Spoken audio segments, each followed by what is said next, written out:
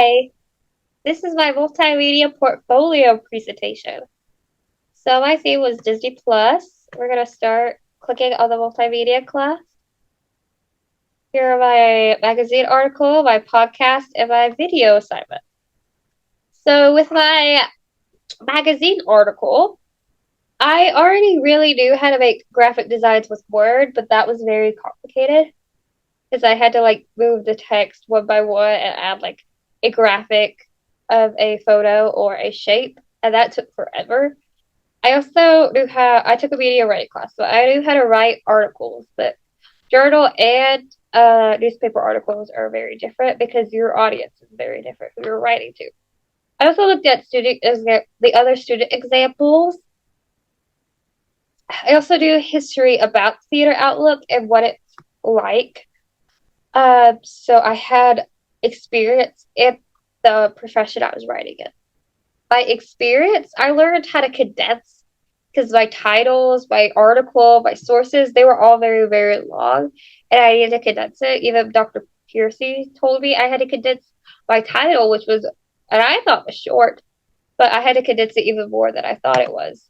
Um, I used to have 15 sources, and I condensed it down to 9. That And the article used to take up 3 pages with Adobe InDesign, and I condensed it to stay into 2 pages.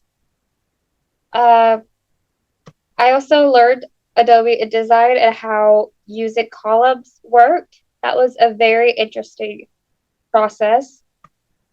I learned visual hierarchy, which is mentioned in the text of multimedia foundations, is you have to keep your audience's attention. You can't just have a block of text and then 5 photos on the second. You can't have all your text on one page and all your photos on the second page. You have to condense. You have to organize it so the audience stays engaged. So you split the text with a photo, and then you can split it with a quote. You don't repeat a lot. You keep it different so you can keep the audience engaged. I learned a lot on how to design. It's so much easier with Adobe InDesign than it is Word. Like if you move one photo in Word, everything messes up. With Adobe Design, you can go back, go forward, you can fix things. Just one little thing won't mess up your whole project. I also learned that I really need to condense and proofread my work, especially writing magazine articles, because if I have so many grammar mistakes, I will lose the audience. And also, one of the biggest things I learned was the contrasting colors and aesthetic and how it keeps the audience engaged. Like using contemporary colors, using primary colors, they have to really contrast and not clash, or else the audience will be blinded. Like you won't use like pink and green. You would use darker colors because this is a dark brown, blue, and black and white. You wouldn't use like neon pink, And the visual hierarchy, I split my text right here with a photo and with a quote. I split this article with photos, so it would just be the article, and photos. It would keep the audience engaged. It also could help connect the audience to what they're reading. Now with the podcast,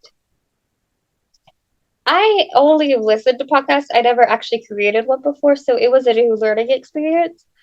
Um, the biggest problems I had with the podcast was writing the script and then realizing the script was too short, and then I had to redo it.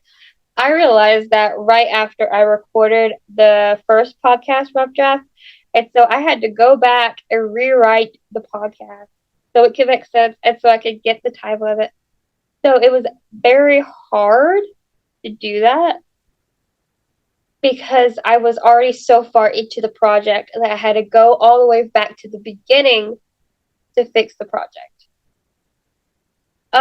What the text mentions is equalization, frequency, and dynamic range is to keep your audio levels the same or very similar. You don't want to have like music at a 10 and your voice at like a 4, and then like maybe the sound effect at a 1. You have to have the audience to be able to hear all the audio effects, but without like deafening them. You want them to all be balanced, so it's not like a surprise unless you want it to be. Your sound effect, like I use music sound effects, like a guitar, piano riff for a transition, and I don't want it to be deafening so that they lose interest to my podcast. I would. My biggest learning experience is revising. Like, what my biggest problem with the magazine article is condensing. This one is expanding and being more casual and talkative, and also making the audio more refined and clear using microphones, making sure the audio levels are all the same, even if I recorded it with the same equipment. It might need to be edited that all the audio levels are the same, and also having like audio range when I'm doing the podcast, because just being monotone the whole time would bore the audience. So with the video, I am a filmmaker, so I do a lot about it. I knew how to storyboard, how to write, but this experience helped me like really help tell the audience step by step what to do. It also helped me find sound effects and audio effects to connect to the audience. Like that's why I chose Strawberry Fields Forever and Margaritaville for the songs, because it connects to a strawberry naturally. I also realized that aesthetic and style are very important. You have to have a range with your video, like storyboarding. That's why you have so many different shots, like a pan and a tilt. But the biggest thing is what the book mentions is like video sightline and what the audience sees and perception. Everything you record is what the audience sees. Anything you don't record or get into the camera shot, the audience cannot see. Everything you tell the audience in the video is what they know. If you don't put it in the video, the audience won't know it.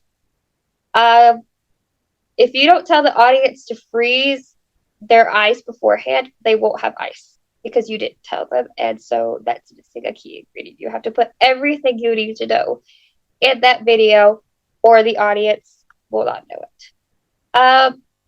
What I would do differently in my learning experience is I would be more refined. I would, if a video doesn't look unfocused or unrefined, I would redo it. I would really go over it, especially storyboarding, condensing, and edit bed. I would definitely make sure all of the videos and sound are at perfect peak quality, especially with Adobe Premium. And here are my sources. It's my works cited page, Multimedia Foundation is the book.